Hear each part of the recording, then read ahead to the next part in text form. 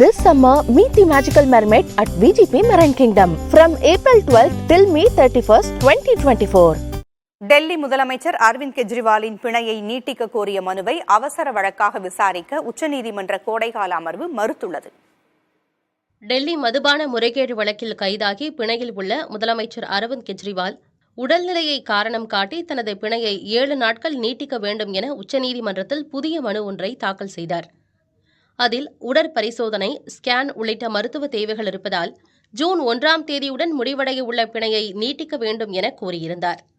இந்த மனுவை அவசர வழக்காக விசாரிக்க வேண்டும் என அவரது வழக்கறிஞர் அபிஷேக் சிங்வி உச்சநீதிமன்ற கோடைக்கால அமர்வு நீதிபதிகள் மகேஸ்வரி, விஸ்வநாதன் முன்பு முறையிட்டார்.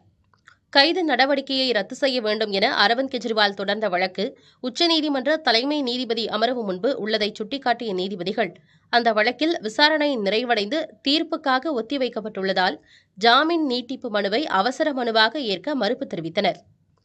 வேண்டுமென்றால் தலைமை நீதிபதி அமர்வு முன்பு முறையீடு செய்யலாம் என நீதிபதிகள் அறிவுறுத்தினர்.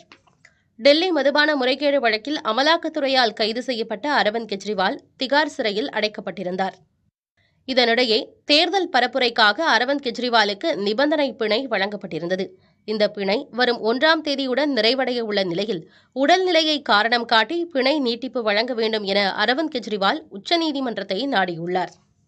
This summer, meet the magical mermaid at VGP Marine Kingdom from April 12th till May 31st, 2024.